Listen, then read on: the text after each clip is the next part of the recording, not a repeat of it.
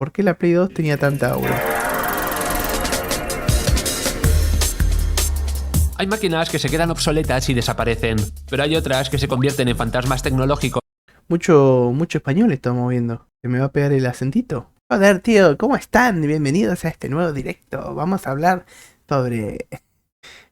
¿por qué la PlayStation 2 tenía tanta aura? Joder, tío. Que siguen viviendo en nuestra memoria. PlayStation 2 es uno de esos fantasmas, un eco atrapado entre dos épocas.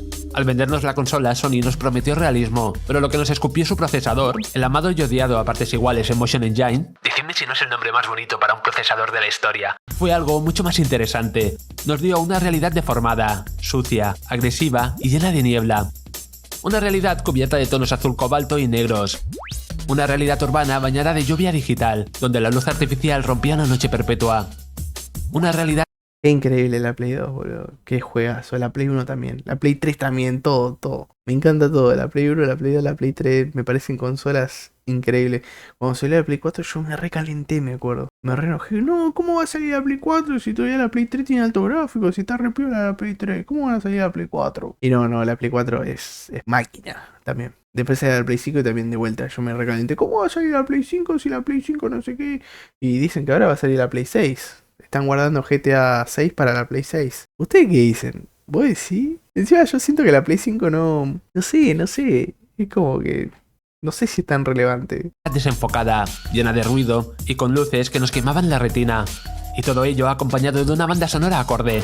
Big beat, hip hop, nu metal y sobre todo, drum and bass.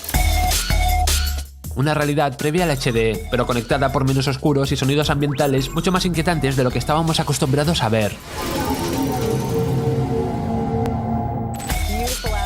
PlayStation Era rara la Play 2, ¿no? Te da como una sensación ahí de...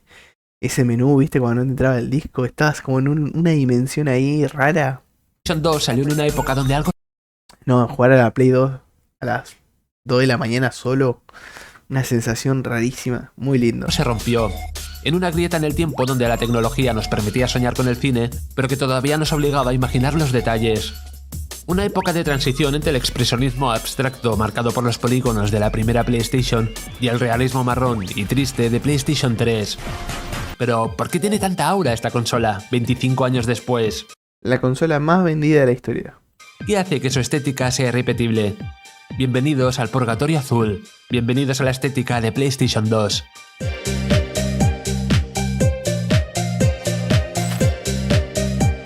Para entender la estética de PlayStation 2, primero hay que entender de dónde veníamos. La generación anterior, la de PlayStation 1, Nintendo 64 o Sega Saturn, fue una generación profundamente experimental. El avance técnico que supusieron estas máquinas con respecto a su generación anterior permitió a los desarrolladores experimentar con estilos artísticos y mecánicas nuevas, pero sobre todo sirvió para sentar un nuevo lenguaje gráfico, las 3 dimensiones. Su identidad visual estaba marcada por las limitaciones. Los polígonos temblaban, las texturas se deformaban al mover la cámara, y los personajes apenas tenían un rostro reconocible. Toda esa falta de detalle nos obligaba a rellenar los huecos. Era expresionismo puro por necesidad. Y es que esto pasa siempre. Las carencias técnicas que los ingenieros intentan eliminar acaban convirtiéndose, con el tiempo, en la huella dactilar de cualquier máquina. El grano en el cine, el tembleque del VHS, la música chiptune, o como en el caso de PlayStation, el low poly. Lo que vemos como un defecto técnico a superar cuando sale la consola, con el tiempo, acaba convirtiéndose en un estilo muy potente. Por eso Ahora salen un montón de juegos así con polígonos, tipo PlayStation 1, y son buenísimos, ¿viste? Son súper nostálgicos, están buenísimos. Son para los viejitos como nosotros que teníamos un Play 1. funcionan también los juegos low poly para contar historias de terror, o el pixel art para, no sé, historias de fantasía. Esto mismo es lo que le pasó a PlayStation 2 cuando salió en el año 2000. Quería acabar con esas carencias de la anterior generación y mostrarnos algo más cercano a la realidad. Pero, claro, esta consola todavía tenía muchas limitaciones, y lo que nos dio fue una especie de realismo artificial. A mí me gusta llamarlo realismo onírico, porque de algún modo se parece a cómo recordamos los sueños. Reconocemos los lugares y las caras, pero los bordes vibran, la luz es extraña, y la imagen nunca termina de estar enfocada del todo. Es una realidad que se deshace si la miras demasiado cerca. Una vez leí a alguien, no recuerdo a quién, que se refería a esa estética, a la de PlayStation 2, como Emotion Station, haciendo referencia al procesador Emotion Engine, y me parece un nombre bellísimo. De ese intento desesperado por imitar la realidad con un Vieron que había un pintor antiguo, que hacía pinturas y las pintaba de una forma que parecían cuadros sacados de juegos de PlayStation 2. Búsquenlo después. Pintor que hacía, no sé, hacía pinturas tipo PlayStation 2, ¿viste? Pero todavía no había salido la Play 2, era un pintor antiguo. Pero el tipo pintaba ese estilo tan único que tenía, que parecían juegos de PlayStation 2. Hardware que todavía no estaba listo para ello, nació su encanto. Los personajes pasaron de tener aproximadamente 500 polígonos en PlayStation a más de 5000 en PlayStation 2. Esto supuso una diferencia enorme, ya que los personajes ya podían tener dedos separados y no esas manoplas. Podían tener cara, ojos, boca y expresiones faciales y no una textura pintada. Por primera vez los personajes podían actuar y moverse de forma bastante realista. Y es por eso que se empezaron a recrear las cinemáticas con el propio motor del juego, y no con escenas CGI a la que tuvo que recurrir la anterior generación, ahorrando así mucho espacio y tiempo de desarrollo. Pero el verdadero salto no estuvo en los personajes, sino en el mundo que habitaban.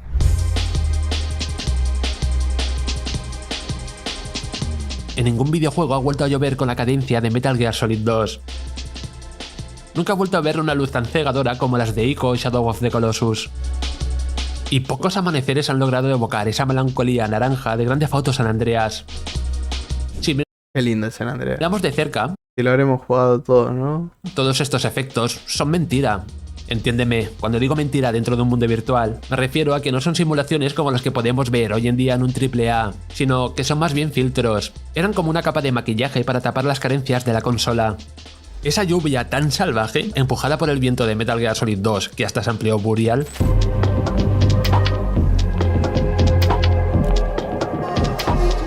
eran líneas caóticas que simulaban chocar contra el terreno. Estaba tan bien recreada que en la versión de Xbox o PC daba problemas de velocidad de fotogramas. La luz de Ico, Shadow of the Colossus o Prince of Persia en realidad era una capa de bloom que quemaba la imagen para poder tapar los desperfectos de las texturas. Y ojo, que crearon escuela, ya que las veríamos de manera exagerada en PlayStation 3. Y ese amanecer de San Andreas era un filtro de color que iba rotando, naranja por las mañanas, verdoso por el día, azul profundo por la noche, Era lo mismo. aplica un poquito de niebla para tapar el horizonte, simula un poco de lluvia de vez en cuando y cambia de skybox, la foto del cielo, para engañar al ojo.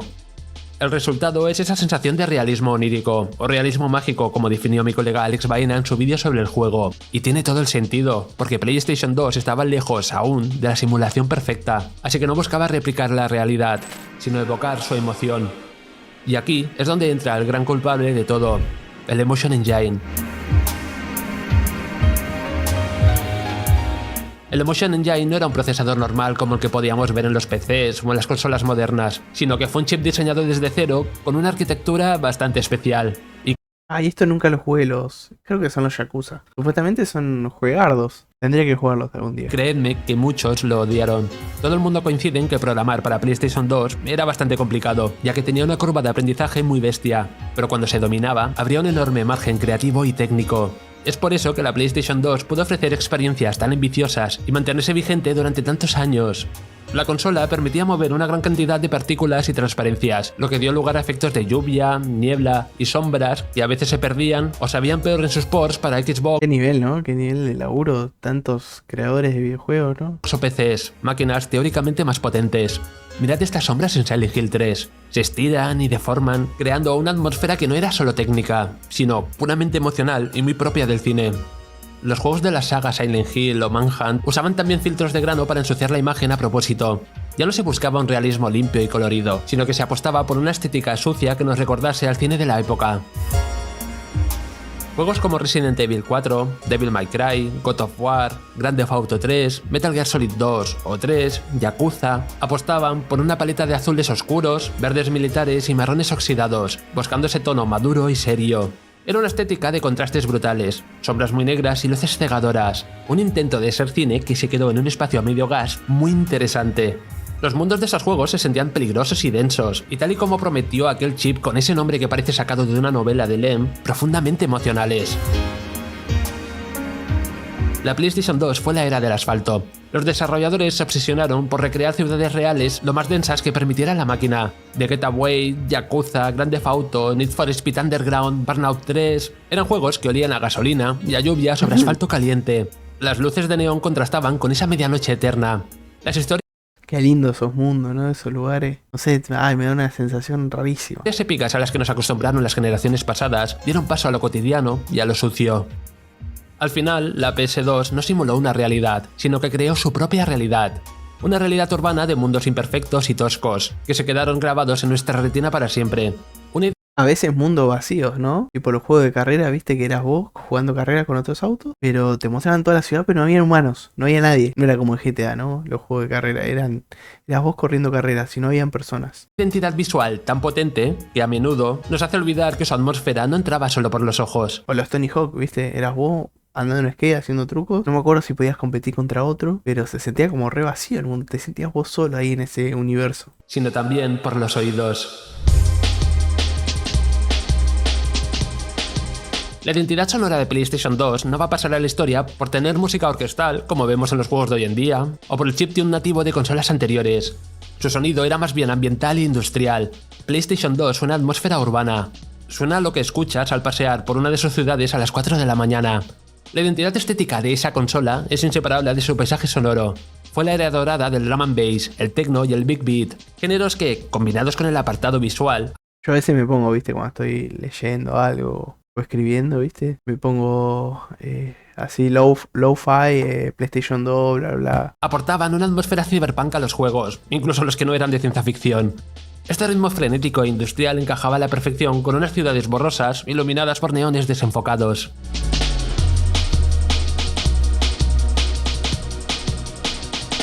Claro que había otros géneros.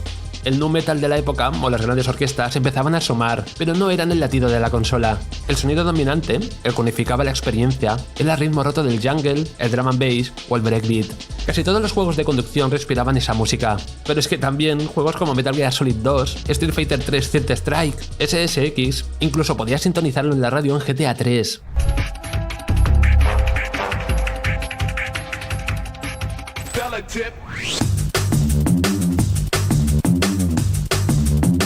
Terminabas re loquito, viste, después de una sesión de PlayStation 2, viste, terminabas así, puche. Era lo mismo que darse un mercazo, viste.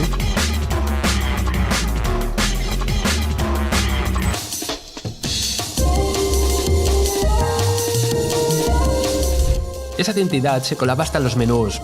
Esos temas de jungle infinito, con esa compresión de audio tan característica de la época, sonando en bucle mientras configurabas el juego o eliges el personaje, nos acompañaba como una música de ascensor futurista. Una atmósfera hipnótica que hacía que muchas veces, antes de darle a empezar partida, nos quedáramos embobados viendo esas pantallas. Pero si hay un sonido que recordamos por encima de todos... ¿Qué lugar es ese, no? ¿Qué es ese universo cuando entras en PlayStation? Esas nubes, esas partículas volando, esos cuadraditos. ¿Dónde es? ¿En qué parte del universo es? A mí me da esa ¿qué dimensión es, no? Imagínate estar atrapado ahí. Es este.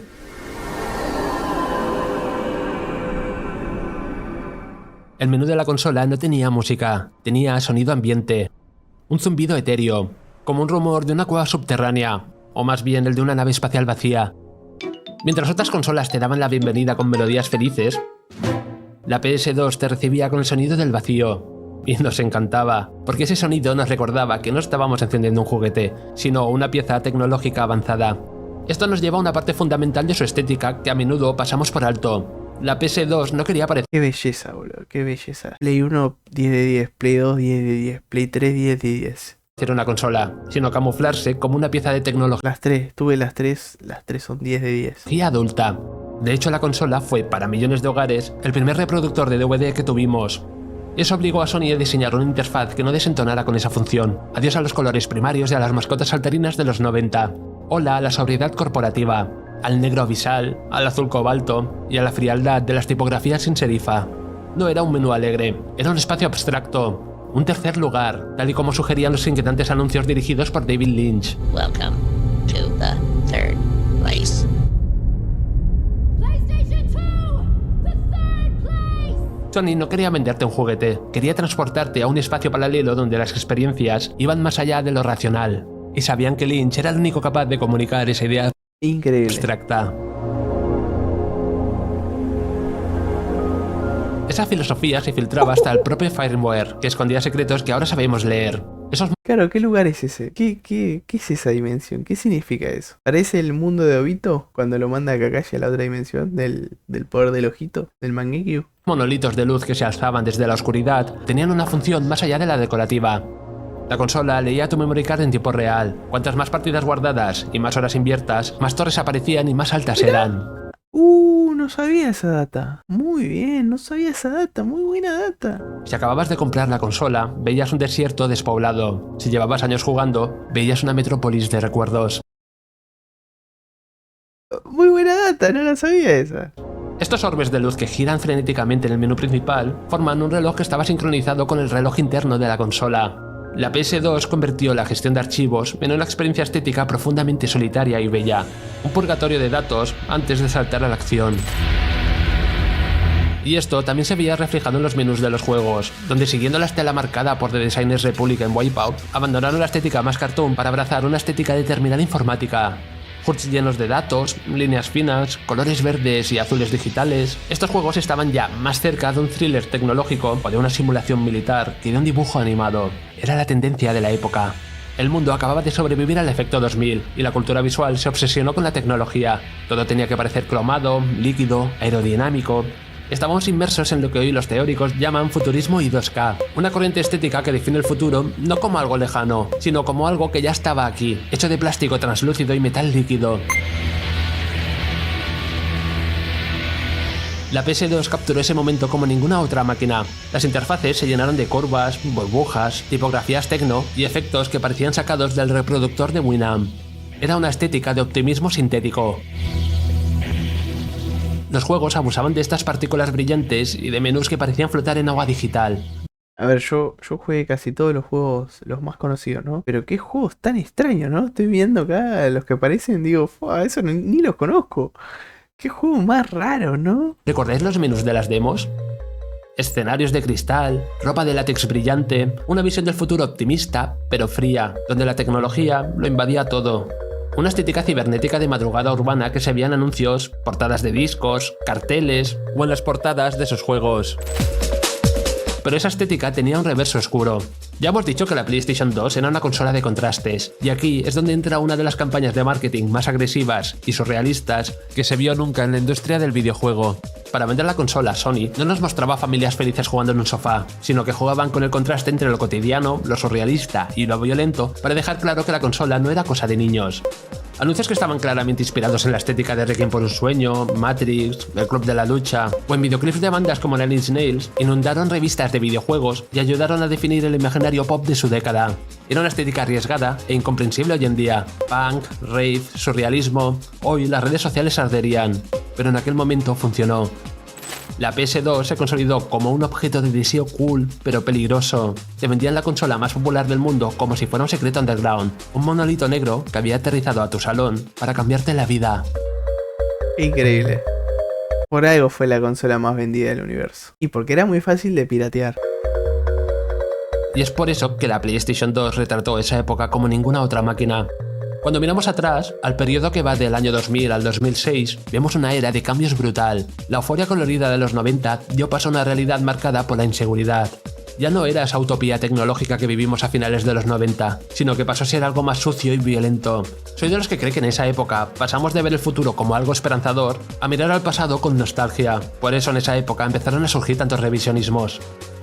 La PS2 no era oscura por casualidad, era oscura porque el mundo se había vuelto gris. Su estética navegaba entre lo edgy, el miedo y lo políticamente incorrecto, reflejando una sociedad que acababa de perder la inocencia.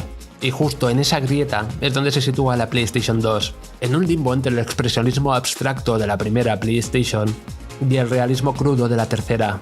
Es un eco entre dos eras. Una máquina que prometió simular la vida con su Emotion Engine y que al fallar en su intento de ser realista, acabó logrando algo mucho más importante, ser el espejo perfecto de su tiempo.